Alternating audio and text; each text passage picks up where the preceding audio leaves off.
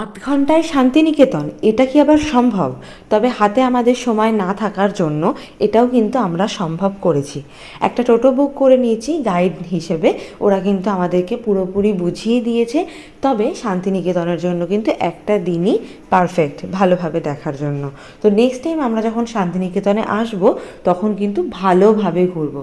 আপাতত যেইটুকুনি ঘোরা হয়েছে সেইটুকুনি তোমাদের সাথে শেয়ার করি।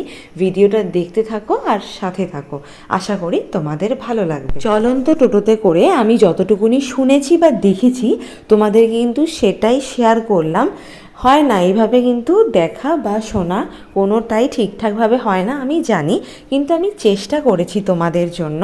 তোমরা তো আশা করি অনেকেই গেছো শান্তিনিকেতনে, আবার অনেকেই আমার মতন আছো যারা প্রথম ঘুরছো। এটা কিন্তু আমার প্রথম শান্তিনিকেতন ছিল, ওই হটস্পট হিসেবেই হলো। আর মাত্র দুদিনে কিন্তু বীরভূমের মোটামুটি সবটাই আমরা কভার করতে পেরেছি, শুধুমাত্র নলহাটেশ্বরী মায়ের মন্দিরটা ছাড়া। তোমাদের কাছে একটা অনুরোধ রইল, গাইড হিসেবে টোটো কাকু আমাদেরকে শান্তিনিকেতনের ইতিহাস হিসেবে যা যা বলেছে সেটা কি সবকটাই সঠিক বলেছে কিনা আমাকে কিন্তু এটা অবশ্যই জানিও।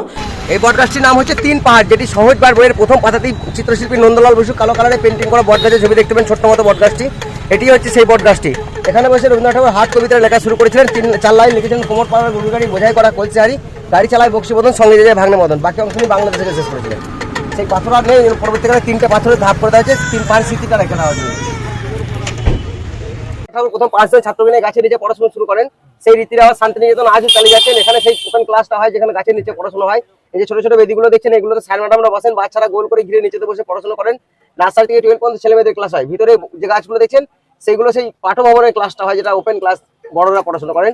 এই সামনেটা ছোটরা এখনো হয়, সামনেটা ছোটরা পড়াশোনা করেন। নার্সারি থেকে 12 পর্যন্ত ছেলেমেয়েদের ক্লাস হয়। ছোটদের জন্য 3 ঘন্টা ক্লাস হয়, 1 ঘন্টা পড়াশোনা, 1 ঘন্টা খেলাধুলা, 1 ঘন্টা নাচ গান, খুব আনন্দ সহকারে পঠন পাঠন হয়। এর নাম হচ্ছে মৃণালিনী আনন্দ পাঠশালা। মর্নিং এর দিকে আসুন। সেন্ট্রাল লাইব্রেরি, ওই বোর্ডের মধ্যে লেখা আছে সেন্ট্রাল লাইব্রেরি। এটা আগে একতলা ছিল, এখন দোতলা করা হচ্ছে। শান্তিনিকেতনটা টোটালটা হচ্ছে সেন্ট্রাল গভর্নমেন্টের আন্ডার আছে, এটা লাইব্রেরি সেন্টারে। আর এখানে একটা বলাকা গেট আছে, দেখবেন এটা হচ্ছে সেন্ট্রাল অফিসের মেইন গেট, বলাকা গেটটা। এবং এর ভিতরে অনেক ডিপার্টমেন্ট আছে যেগুলো ছেলেরা পঠন পাঠন করেন। আর এখান থেকে যদি আপনি সোজা যান, শান্তিনিকেতনের যিনি উপাচার্য ওনার বাড়ি সোজা, ঠিক আছে। এর ভিতরে অনেক ডিপার্টমেন্ট আছে, সেন্ট্রাল অফিসের মেইন গেট এটা। শান্তিনিকেতনে 22টা ভাষায় পড়াশোনা করানো হয়, এক একটা ভাষার এক একটা ডিপার্টমেন্ট। ডান দিকে দেখবেন চীনা ভাষা নিয়ে যারা পড়াশোনা করেন, ভিতরে চীনা ভবন আছে। এই সামনে দোতলা যে ডান দিকে বিল্ডিংটা দেখা যাচ্ছে, এটাকে বলা হয় হিন্দি ভবন। ইন্দিরা গান্ধী 11 মাস শান্তিনিকেতনে পড়াশোনা করছেন, উনি হিন্দি ভবনে পড়াশোনা করতেন। বর্তমানে যারা হিন্দি ভাষায় পড়াশোনা করেন, ওনারা এই হিন্দি ভবনে পড়াশোনা করেন। আর বাঁ দিকে এটা হচ্ছে সেন্ট্রাল লাইব্রেরি, সেন্ট্রাল অফিস, বড় বিল্ডিংটা। এই যে ডান দিকে টালির বাড়িটি দেখছেন, এই বাড়িটির নাম হচ্ছে দ্বিজ বিরাম। এটা হচ্ছে ব্রাহ্ম সমাজের একটা বৈঠকের জায়গা ছিল। তো আগেকার দিনে যোগ ব্যায়াম, ধ্যান, পরামর্শ যে ক্লাসগুলো হতো এই বাড়িটার মধ্যে হতো। এই বাড়িটির নাম হচ্ছে নিচু বাংলো। হ্যাঁ, আগেকার দিনে বাড়িকে বাংলো বলা হতো। এটা সবথেকে ছোটোর মধ্যে ছিল নিচু। এই বাড়িটার নাম হচ্ছে দ্বিজ বিরাম, ঠিক আছে। তো নিচু বাংলো বলে বলা হতো আর কি। এই বাড়ির নামে এই যে হোস্টেলটা দেখছেন, এটা হচ্ছে নিচু বাংলো ছাত্রাবাস। এটা হচ্ছে বয়েজ হোস্টেল, ছেলেদের হোস্টেল।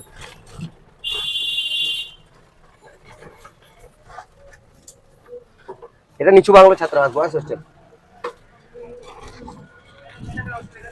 শান্তিনিকেতন পৌষ মেলার মাঠ, ওই যে ভিতর দিকে যে মাঠটা দেখা যাচ্ছে, এই মাঠে শান্তিনিকেতন পৌষ মেলাটা হয়। হ্যাঁ, ঠিক আছে। হ্যালো কবিতা, গেল গেল গেল হ্যালো, একটা গাড়ি। হ্যাঁ, তাড়াতাড়ি যেতে বল, তাড়াতাড়ি।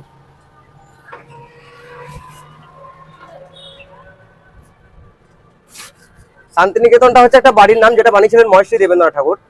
তো মহর্ষি দেবেন্দ্রনাথ ঠাকুর রবীন্দ্রনাথ ঠাকুরের পিতা, উনি ব্রাহ্ম ধর্ম দীক্ষা নিয়েছিলেন 1843 সালে 21 ডিসেম্বর রামচন্দ্র বিদ্যাবাগীশ মহাশয়ের কাছ থেকে।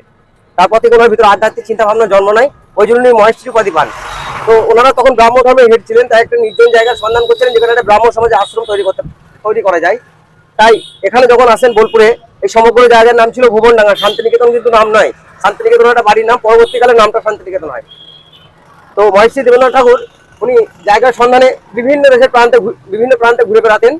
যেমন হিমালয় যেতেন, হিমালয় নির্জন গুহায় বসে সাধনা করতেন, সাধনা কমপ্লিট হয়ে গেলে আবার উনি ফিরে আসতেন। কিন্তু মনের শান্তি এবং নির্জন জায়গার সন্ধান কিন্তু খুঁজে পেতেন না।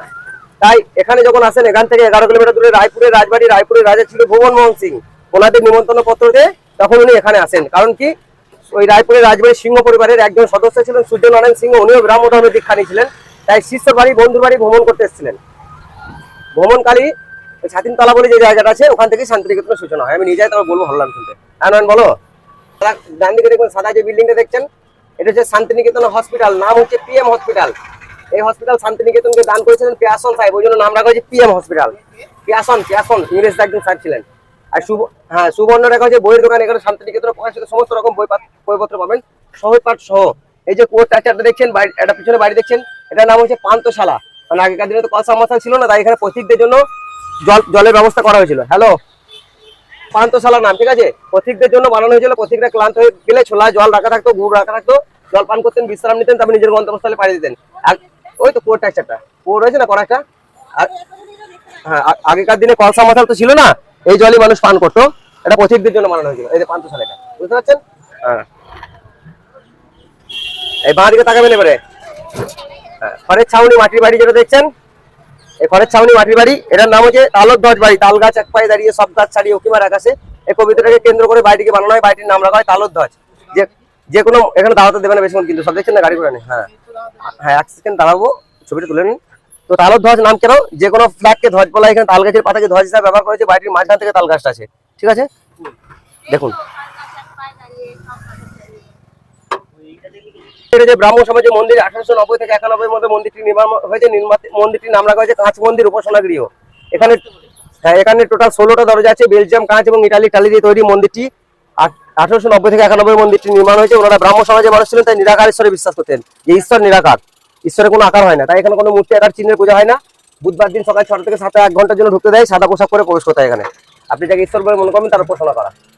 আর এই ডান দিকে মাঠটা হচ্ছে পুরোনো মাঠ, ওই জন্য বলা এটা পুরোনো মেলার মাঠ।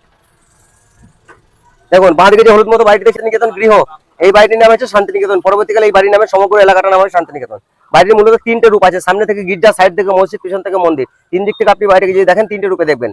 বাড়িটির সামনে যে শিখার মতো ভাস্কর্য রয়েছে, বিখ্যাত রামকিঙ্কর হাতে তৈরি, নাম হচ্ছে অনির্বাণ শিখা। এই শিখার মধ্যে বোঝানো হয়েছে যে প্রকৃতি মাতার রূপ তুলে ধরা হয়েছে এখানে। প্রকৃতি যে মাতা, তার রূপটা তুলে ধরা হয়েছে। মাথার উপর যখন সূর্য থাকবে, সূর্যের কিরণ যখন শিখার মধ্যে পড়বে, পিছনে যে শ্যাডো পড়বে, ছামা পড়বে, তাতে দেখা যাবে মা তার সন্তানকে কোলে নিয়ে আছে এই শিখাটার মধ্যে। এটা নাম হচ্ছে অনির্বাণ শিখা। এর কথা হচ্ছে যেটা কোনোদিন নেবে না, অনির্বাণ শিখা। গীতাঞ্জলি বেশ কিছু গান কবিতা এখান থেকে লিখেছেন, শরৎ কবিতা এখান থেকে লিখেছেন, এসেছে শরৎ হিমের পরে সেখান থেকে লেখা, আমলকি বোন কাপে তার বুক করে দূর দূর এখান থেকে লেখা। সপরিবারে এই বাড়িতে থাকতেন। পরবর্তীকালে এই বাড়ির নামে সমগ্র এলাকাটার নাম হয় শান্তিনিকেতন।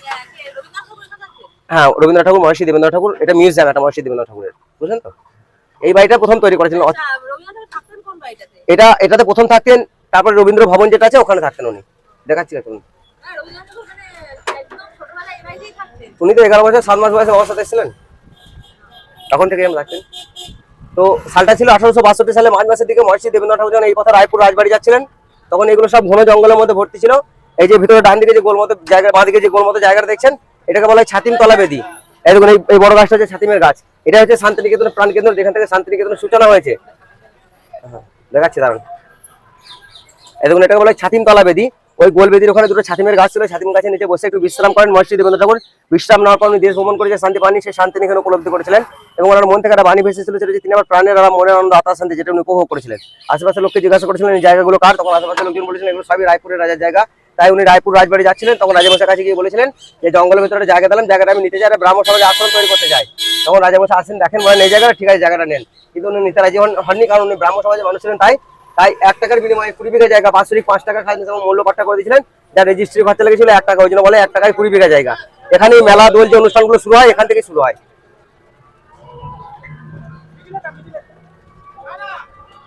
শান্তিনিকেতন বিশ্ববিদ্যালয় মানে বিশাল বড় কলেজের মতো বিল্ডিং নেই, এক একটা ডিপার্টমেন্ট এক একটা জায়গায় ভাগ আছে। দেখুন, এটা হচ্ছে কলা ভবনের ডিপার্টমেন্ট, আর্ট কলেজের ডিপার্টমেন্ট, হিন্দি ভবন, চীনা ভবন, পাটা ভবন দেখলেন, এটা হচ্ছে কলা ভবন, আর্টের ডিপার্টমেন্ট। এই যে স্তম্ভটা দেখছেন, এই স্তম্ভটার মধ্যে সা রে গা, হ্যাঁ বলো, এই যে স্তম্ভ দেখছেন না, সা রে গা মা পা, ওই পিলারের মতো, এই গানটা গাইতে গেলে ঠোঁটে যে হাঁয়ের আকারটা হয়, এখানে তুলে ধরা হয়েছে, ঠিক আছে? আর এটা, হ্যাঁ, আর এটা হচ্ছে নন্দন আর্ট গ্যালারি, এটা হচ্ছে আর্ট কলেজের হেড অফিস, নন্দন আর্ট গ্যালারি বলা হয় এটাকে, এইটা, এই অফিসটা। আর এটা হচ্ছে হারমোনিয়ামের রিড, যেটা বেলো বলা হয়। এগুলো সব স্টুডেন্টরা বানিয়েছে স্মৃতি থেকে যাবে বলে, যে আর্ট কলেজে পড়াশোনা করছে একটা স্মৃতি থাকবে। এই দেখুন, এই গোল মতো যে বাড়ি দেখছেন, এটা ইগলু বাড়ি, বরফের দেশের বাড়ি। 2015 সালে ছাত্র বানান যে শান্তিনিকেতন আর্ট কলেজে পড়াশোনা করছি, একটা স্মৃতি থাকবে, ওই জন্য এই বাড়িটা নির্মাণ করেন। বাড়িটির নাম দেন ইগলু বাড়ি। এগুলো বরফের দেশে দেখা যায় এই বাড়িগুলো। আর এটা পুরোটাই আর্টের ডিপার্টমেন্ট, কলা ভবনের ডিপার্টমেন্ট, ছবি আঁকা, ডিজাইন, হাতের কাজ, যে সমস্ত পড়াশোনাগুলো হয় এখান থেকে হয়। হ্যাঁ নয়ন বলো। বিল্ডিংটা যে ডিজাইনের ডিপার্টমেন্ট, কেজি সুব্রমণিয়াম তত্ত্বাবধানে এই ডিপার্টমেন্ট তৈরি হয়েছিল। সাদা কালো যে ছবিগুলো দেখছেন, কেজি সুব্রমণিয়াম, আর এই সাদা কালো ছবিগুলো দেখবেন সহজ পাঠ বই, এই যে ভাস্কর্যগুলো দেখছেন না, এরকম সাদা কালো ছবি দেখতে পাবেন। এই ভাস্কর্যের নাম হচ্ছে যাযাবর পরিবার, মানে আগেকার দিনে রামকিঙ্করের যে বিখ্যাত ভাস্কর্য, এগুলো বিখ্যাত আর্টিস্ট রামকিঙ্কর ছিলেন, ওনার বিখ্যাত ভাস্কর্য যাযাবর পরিবার। আগেকার দিনে তো গাড়ি ঘোড়া ছিল না, তাই সাধারণ মানুষ পায়ে হেঁটে যাওয়া আসা করতে, একটা পরিবার কাজের সন্ধানে যাচ্ছে, সপরিবারে যাচ্ছে। একজন ব্যক্তি কাঁধে বাঁক নিয়ে আছে, পিছনে মালপত্র, সামনে একটা বাচ্চা, একটা পালিত পশু, একটা মহিলা মাথায় বোঝা নিয়ে কোলে বাচ্চা নিয়ে যাচ্ছে। এই দৃশ্যটা রামকিঙ্কর বেশ দেখেন, লোহার ফ্রেম করে চুন শুকিয়ে কাকর মাটি নুড়ি পাথর দিয়ে বানান, নাম দেন যাযাবর পরিবার। এটা পুরো আর্ট কলেজের ডিপার্টমেন্ট। 1 ডিসেম্বর 2 ডিসেম্বর এখানে আপনি ঢুকতে পারবেন। নন্দলাল বসুর জন্মদিন উপলক্ষে নন্দন মেলা যখন হয় তখনই ঢুকতে পাবেন, তাছাড়া ঢুকতে পাবেন না। এই যে ভাস্কর্য দেখছেন, এটার নাম হচ্ছে কলের বাসি। আগেকার দিনে তো টাইম দেখার জন্য ঘড়ি মোবাইল ছিল না, তাই মানুষ সূর্যের আলো দেখে টাইম বুঝে নিত। আর এখান থেকে 4 কিলোমিটার দূরে রাইস মিল ছিল, সেই রাইস মিলে সিটির আওয়াজ পড়তো, সিটির আওয়াজকে কলের বাসি বলা হতো। সেই সিটির আওয়াজ শুনে গ্রামগঞ্জে মানুষ কাজের জন্য ছুটে বেরোতো। সেই দৃশ্যটা তুলে ধরা হয়েছে এখানে, আর্টের ভাষায় লোহার ফ্রেম করে চুনসুক্তি দিয়ে বানানো হয়েছে। এটা পুরোটাই আর্টের ডিপার্টমেন্ট। এর ভিতরে ছেলে মেয়েদের যে হোস্টেলগুলো আছে, শান্তিনিকেতন যেমন আশ্রম ছিল, টাটা বিড়লা গোয়েঙ্কা এক একটা করে বিল্ডিং করেছিলেন, সেগুলো স্টাফ নিয়ে ফ্যামিলি নিয়ে আসতেন। এটা যখন কেন্দ্রের হাতে চলে গেল, সমস্ত বিল্ডিং ওনারা ছেড়ে দিলেন, সেটা ছেলে মেয়েদের হোস্টেল হয়ে গেল। হ্যাঁ, হোস্টেল আছে ভিতরে। এই যে ডিজাইন গুলো দেখছেন না, যে দেওয়ালের ডিজাইন গুলো, এগুলো সব রামকিঙ্কর করবে, যে হাতে স্টুডেন্টদের ডিজাইন, এগুলো মানে ছাত্র যারা ছিল ওনার ডিজাইন এগুলো। দেখুন এখানে একটা ভাস্কর্য, এটার নাম হচ্ছে ধোবির মেয়ে। কাপড় কাচের যে ব্যাপারটা এই ভাস্কর্যের মধ্যে তুলে ধরা হয়েছে, এবং এটা মাথা করা হয়নি, কারণ কি একটা সংকেত দেওয়া হয়েছে। শান্তিনিকেতন প্রথমে একটা আশ্রম ছিল, সেটাকে বিশ্ববিদ্যালয়ে রূপ দিয়েছিলেন রবীন্দ্রনাথ ঠাকুর। শুভ চিন্তার কোনো শেষ হয় না, এই জন্য মাথাটা করা হয়নি, অসমাপ্ত রাখা হয়েছে। এটা হচ্ছে সঙ্গীত ভবনের ডিপার্টমেন্ট, যারা গান বাজনা নিয়ে পড়াশোনা করেন ওনাদের ডিপার্টমেন্ট, সঙ্গীত ভবন বলা হয় এটাকে। এরকম ডিপার্টমেন্ট নিয়ে পুরো শান্তিনিকেতন তৈরি হয়।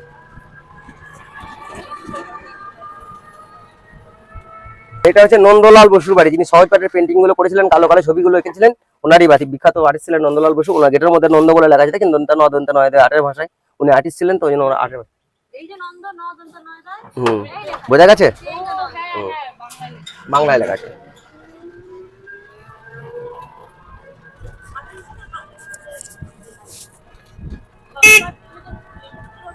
এই গাছের নিচে যে ছবিগুলো দেখছেন না, এইগুলো যেগুলো বইয়ের পাতায় আছে, সেগুলো সবই নন্দলাল বসু পেন্টিং করা, সহজ পাঠের সমস্ত পেন্টিং। অমর সেনের বাড়ি, এই বাড়িটির নাম হচ্ছে পতেচি। গেটের মধ্যে 80 সেন, মানে আশুতোষ সেন ওনার পিতার নাম। উনি যখনই আসেন এই বাড়িতেই থাকেন। অর্থনীতিবিদ অমর সেনের বাড়িটি না, এটা নিয়ে ঝামেলা কেন্দ্রের সাথে। এই ভিস্তিওয়ালা, এটা হচ্ছে কৃষি অর্থনৈতিক গবেষণা কেন্দ্র। তো ভিস্তিওয়ালা কাদেরকে বলা হতো? যারা লেদারের ব্যাগে জল দেওয়া হতো, চামড়ার ব্যাগে, সরুমুখ ব্যাগে, তাদেরকে ভিস্তিওয়ালা বলা হতো। আর এটা দেখবেন সহজ পাঠ বই, ক্লাস 3 বইয়ে কালো কালো পেন্টিং করে চিত্রশিল্পী নন্দলাল বসু, এই ছবিটা দেখতে পাবেন, ভিস্তিওয়ালা নাম।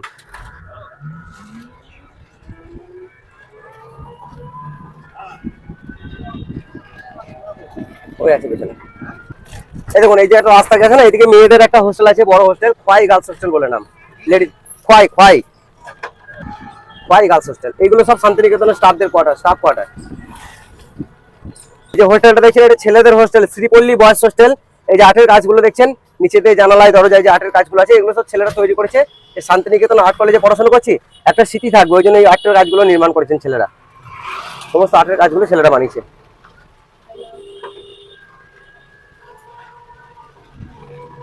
বাড়িটার নাম হচ্ছে মালঞ্চ বাড়ি। মালঞ্চ কথার অর্থ হচ্ছে সাজানো বাগান।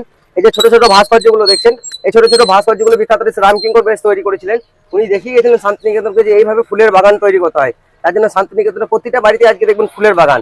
ওই জন্য ওনাকে সম্মানের জন্য গার্ডেনের নাম রাখা হয়েছে কিঙ্কর উদ্যান, এবং বাড়িটির নাম রাখা হয়েছে মালঞ্চ বাড়ি। এবং রবীন্দ্রনাথ ঠাকুর শেষ জীবনে অনেকটা সময় কাটিয়ে গেছেন এই বাড়িটার মধ্যে।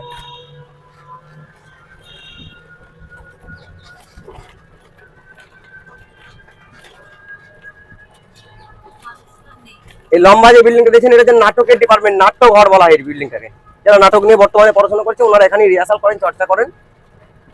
আর এই মঞ্চটার নাম হচ্ছে রক্তকরবীর মঞ্চ। রবীন্দ্রনাথ ঠাকুর যে রক্তকরবী নাটক লিখেছিলেন, এই মঞ্চে উনি নিজে অংশগ্রহণ করেছিলেন, ওই জন্য মঞ্চটির নাম রাখা হয়েছে রক্তকরবীর মঞ্চ। এইটা হচ্ছে মিউজিয়াম। এই হলুদ মতো বাড়িটা দেখছেন, এটা হচ্ছে মিউজিয়াম, যেখানে রবীন্দ্রনাথ ঠাকুরের গাড়ি, লাঠি, ছাতা, জুতো, বইপত্র রাখা আছে। এবং এর পেছনে আরো 5খানা মাটির বাড়ি আছে, উদিচি, উদয়ন, শ্যামলী, কোনারক, পুনশ্চ, যেটা উনি সিজন অনুযায়ী ব্যবহার করতেন একটা বাড়িকে। এটার নাম হচ্ছে রবীন্দ্র ভবন মিউজিয়াম। 70 টাকা করে পার হেড টিকিট, স্টুডেন্ট 10 টাকা, বিদেশি 300 টাকা। বুধবার আর বৃহস্পতিবার বন্ধ।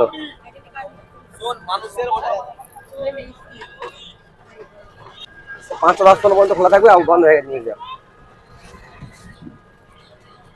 সমস্ত জায়গা নিয়ে পুরো ডিপার্টমেন্ট তৈরি হয়েছে। ভাষা ভবন, চীনা ভবন, জাপানি ভবন, 3400 বিঘা। পুরোটাই সেন্ট্রাল গভর্নমেন্টের হাতে আছে, নিজস্ব সমস্ত আছে শান্তিনিকেতন সমস্ত কিছু। সব এক একটা ডিপার্টমেন্ট আছে, সেগুলো শান্তিনিকেতনটা ঘুরতে গেলে একদিন পুরো টাইম লাগবে। সমবায় সমিতি এগুলো সব নিজস্ব শান্তিনিকেতনের। দুখানা থানা আছে, একটা লেডিস থানা আছে, নর্মাল থানা আছে, সব আছে নিজস্ব।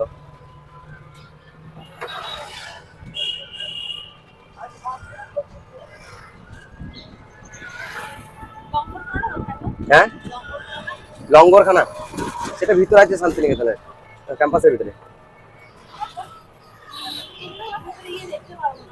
এই দেখুন, এটা হচ্ছে শান্তিনিকেতনের ভিআইপি গেস্ট হাউস, নাম হচ্ছে রতন কুঠির গেস্ট হাউস। এই শান্তিনিকেতনের গেস্ট হাউস আর এই শান্তিনিকেতনের বাড়ি তখনকার দিনে একটা লাইন ছিল। এই দুই দিকে যে গাছগুলো দেখছেন এরকম লম্বা গাছের লাইন ছিল, আমলকি বন। এগুলো আমলকি বন, কাপে তার বুক করে দূর দূর এখানেই লেখা ছিল। আগেকার দিনে বিদেশিরা এখানে থাকতেন, বর্তমানে এটা এখন ইডি জিজ্ঞাসাবাদের অফিস হয়ে গেছে এটা বর্তমানে। আমলকি গাছ। ভেতরে যাওয়া যাবে না দাদা ভাই, কোথাও ঢোকা যাবে না।